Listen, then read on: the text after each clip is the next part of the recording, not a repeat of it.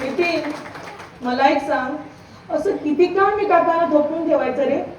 फार काय नाही ग, आणखी 3-4 महिने बस. काय? 3-4 महिने? अरे 3-4 महिन्यात तुला परवानगी मिळेल का? आपोआप मिळेल. म्हणजे ते तुला नाही कळायचं. पण नक्की आहे ना?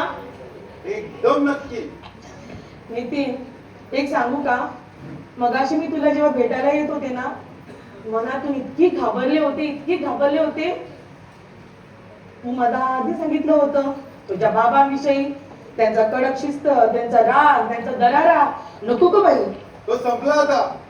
नखानी दात काढले किंवा काही करू शकत नाही गुणगुण्याशिवाय.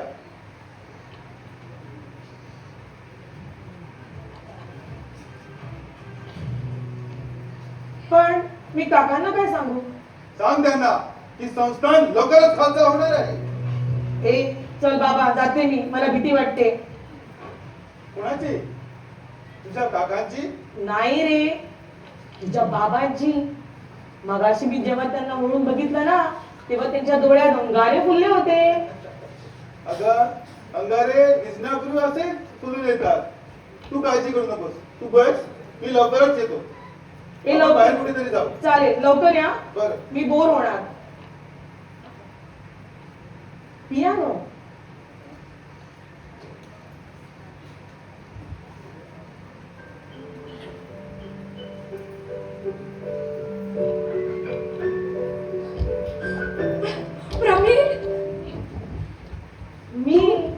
मी प्रिया, नितीनची मैत्रीण.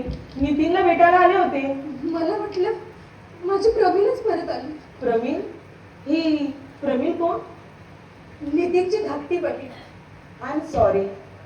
तुम्ही नितीनची आई ना? वाटलंच मला.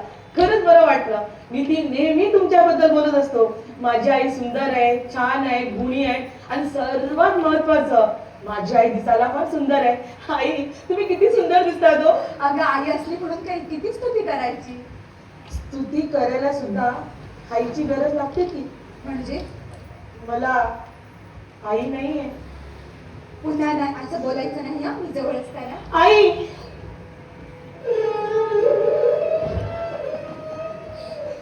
बरं झालं, सासू सुनेच्या आधीच ओळख झाली ती. माझा त्रास वाचला.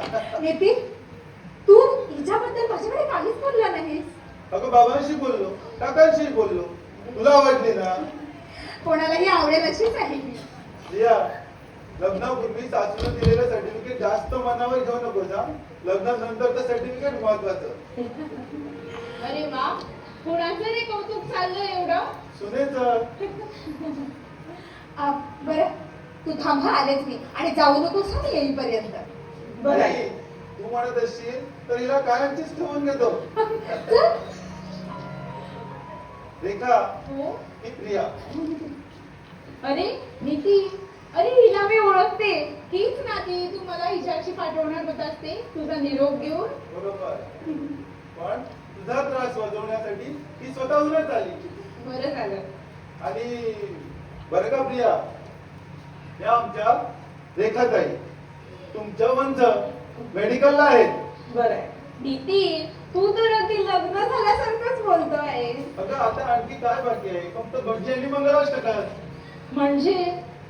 म्हणजे बघ, तुला पसंत पडली ना? हो. आईला पण पसंत पडली. हो. आम्हाला पडेलच. हो, पण बाबा?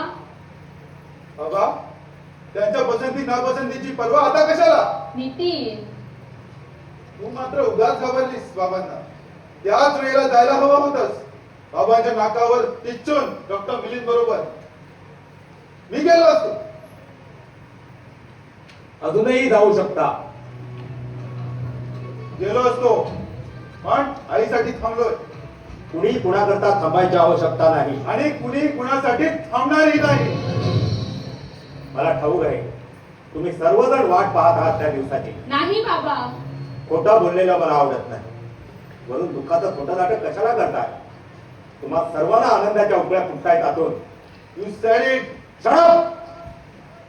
तुला काय वाटलं मरणाच्या भीतीनं मी वाकेन? तुम्हाला शरण येईल, तुमचं हवं ते ऐकून घेईन. एक लक्षात ठेवा, शेवटच्या भटकेपर्यंत माझा सुकून चालणार आहे या घरात, आणि त्यानंतर तुमचाही चालणार नाही. कारण माझी सारी संपत्ती, धन दौलत, हा बंगला मी अनाथ आश्रमाला देऊन टाकला. माझ्या मरणानंतर you all be on the street.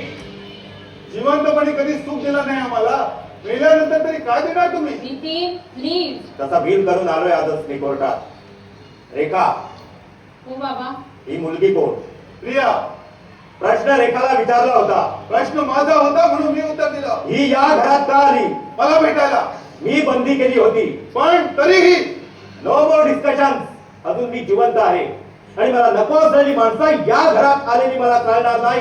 अजून किती दिवस झाले रावी चालवणार ही तुमची? मी जिवंत असेपर्यंत. रेखा, हो बाबा. त्या मुलीला जायला सांग. बाबा बाबा प्लीज असे रागवू नका. पुन्हा या घरात मी पाऊल सुद्धा टाकणार नाहीये. मला नाही ना बाबा असं खरं खुणं मनापासून लपवायला. आज आज मी नितीनच्या आईला पाहिलं, तुम्हाला पाहिलं आणि मला मला माझ्या खऱ्या आई बाबा असल्याचा आनंद वाटला. रागवायला का होईना, मला माझे बाबा हवे होते. मला माझे बाबा हवे होते. थांब नितीन, त्या मुलीला घरापर्यंत पोहोचवू दे.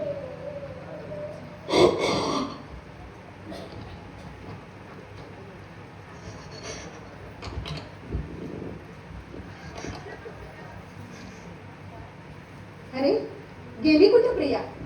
प्रथमच आली म्हणून तोंड गोड करणार होते मी तिचं. आपल्या घरी गेली. इतकी घाई कशाला? आणखी थोडे दिवस थांबा, मग सर्वांचंच तोंड गोड करा. असं बोलवतं तरी कसं होतं तुम्हाला? खरं तेच बोललोय मी. तुम्ही सर्वजण वाट पाहत आहात त्या दिवसाची. नाही हो.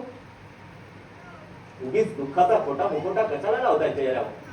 मी तुम्हा सर्वांना ओळखून आहे. तुम्हाला, रेखाला, नितीनला, भिकोबाला. तुम्ही वाट पाहताय सुटकेची. तुम्हा सर्वांच्या दृष्टीने मी एक दुराग्रही, कठोर, निर्दयी आहे नाही, हुकुमशाह आहे. तुम्ही कसंही असल्यास तरी माझे पती आहात. फक्त एवढंच दुःख आहे तुमचं, माझ्याबद्दल नाही. या कपाळीच्या कुंकवाचं भीती आहे तुम्हाला तुमचा आधार जाणार आहे. हा, पण तुम्ही काळजी करू नका. इतरांची नाही पण तुमची सोय केली मी मृत्यूपत्रात. दीनानाथ, कधी काळी का होईना खऱ्या प्रेमाचे क्षण उपभोगलेत मी. त्याचीच परतफेड समजायची. परत फेड करायला संसार म्हणजे काय मारवाड्याची पेढी वाटते तुम्हाला? दीनानाथ, जे क्षण मी तुम्हाला दिले त्याची किंमत करताय तुम्ही. तुमची तरी काय चुकणार? प्रत्येक गोष्ट पैशात तोलाची सवय आहे तुम्हाला. दीनानाथ, बदलून घ्या ते मृत्यूपत्र. खरंच बदलून घ्या. मला काही नको आहे हो, मला काही नको. त्या गरिबीच्या संसारात काढलेले ते क्षण पुरेसे आहेत मला. सगळेच तर पुढलं आयुष्य.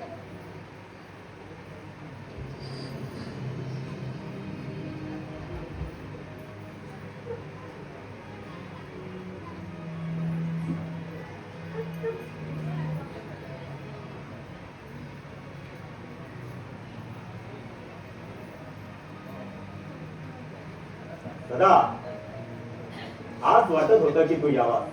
काही विशेष? काही नाही रे.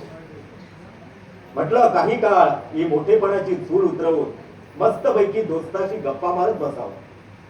अँड यू नो, उभ्या आयुष्यात मला एकच दोस्त आहे, अँड दॅट्स यू. थँक्यू. फार दिवसांचा मन मोठेपणात असतात तू. हसायचं विसरूनच गेलो होतो बघ मी. ते जाऊ दे, पण आज तू यावेळी.